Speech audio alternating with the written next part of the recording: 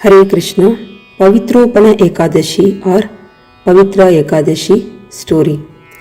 This comes during Shravana month. Shravana Putrada ekadashi is also another name of this. And this occurs during the light fortnight of the month, that is during Shukla Paksha. Yudhishthira is asking Krishna, please tell me about the glories of this Shravana Putrada ekadashi or Pavitropana ekadashi.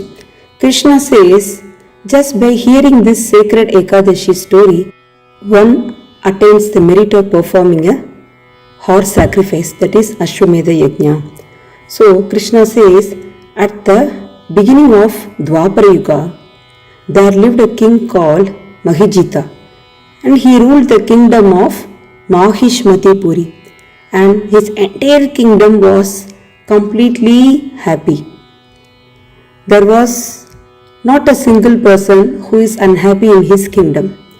But the king wasn't happy because he had no son. So his entire kingdom seemed cheerless to him. So Krishna says a person who don't have a son will go to a Narakaloka called Pu. That's why son are called Putra in Sanskrit. Pu is a Narakaloka, Tra is deliverer. So the son will deliver, that is, he will remove him from the hell called Pu. So he is called Putra. So he did not have a Putra, he is worried about he might go to a Narakaloka called Pu. So he is calling his advisors and brahmanas and telling everything like, I am not happy because I don't have a son, please tell me what should I do to get a son. As the advisors don't know, they are going to a forest and meeting several sages. At the end, they met one sage who was looking very, very bright as if he is God himself. And that Rishi's name is Lomash Rishi. He is very famous. Why he is very famous is because only one hair from his body will fall in one kalpa. One kalpa is 4,320,000,000 human years. Lord Brahma's one day is 24 hours, like us only. But the difference is his daytime, that is 12 hours, is one kalpa, which is equal to 4,320,000,000 human years. So in one kalpa, only one hair would fall out of his body. That's why he is called Lomash Rishi. And all the kings and brahmanas paid their humble respects. And then they told about their king and his worries. Then Lomash Rishi, since he lived for many kalpas, he is very powerful yogi. He knows past, present and future. So he just went in deep meditation and he saw the previous life of this king. Then what was in his vision was, on Dwadashi day, that is next day after Dwadashi, this king in his previous life was thirsty, so he approached a river to quench his thirst. At the same time, the cow and its calf, the newly delivered mother cow and its calf, came to drink water. But what this king, he told, like, wait, let me first drink and then you can drink, like that. He insulted the cow. So this is only attacking him in this birth. So Lomash Rishi told, please, all of you observe this Ekadashi, that is the entire kingdom. If there are 4 million citizens are there, everybody, each and everyone should observe the Ekadashi. Then they need to donate this Ekadashi to this king. Then only he can get a son. Why it is like that? Why everybody should observe the Ekadashi? Why not only the king? Is because a small insult to a cow is that effective. So we need to be very careful that you are not doing any type of offense when it comes to cow and her baby.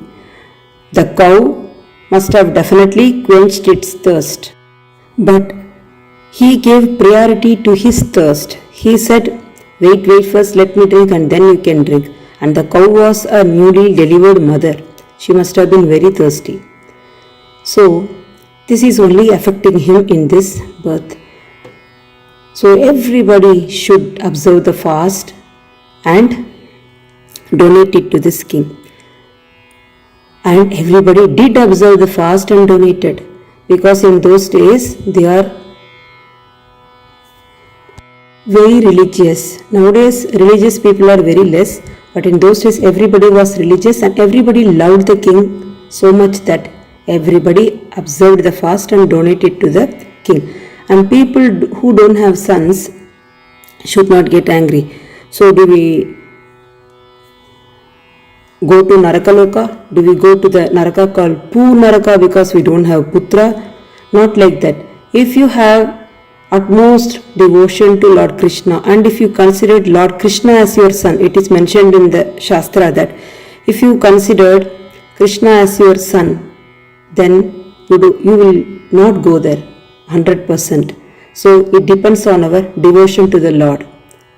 And whoever is observing this fast will get a beautiful son if they don't have any. The king got a beautiful and handsome son since everybody donated their Ekadashi fast to him. Even he observed it and he got a son. So in this Kali Yuga, nobody will fast for us. We only have to fast for ourselves. And if you are a grandmom or if you are a father or a mother who is listening to this video, and if you want a son for your kid or for your grandkid, then you also can observe Ekadashi for them and you can donate it. It will work out. Whatever we are praying for others with good intention, whatever fast we are observing for others, definitely it will work out. This is what Krishna is telling to Yudhishthira. And whoever is listening to this story will get the benefit of performing a horse sacrifice, that is Ashwamedha Yajna. And whoever has observed this fast, their sins will get removed, and if they don't have a son, they will get a son. So please forward this video. Ekadashi is common to all. It is not for people who don't have a son. Ekadashi is Ekadashi. It is common for everyone. So all of you please observe this fast and share it and help others also to observe the fast. And what is most important here is faith. Whatever we are doing, we need to do it with faith. Otherwise, it is not permanent. Krishna says, if you do it with half faith, then you will get only half result. The result won't be permanent. So do it with faith. Hare Krishna.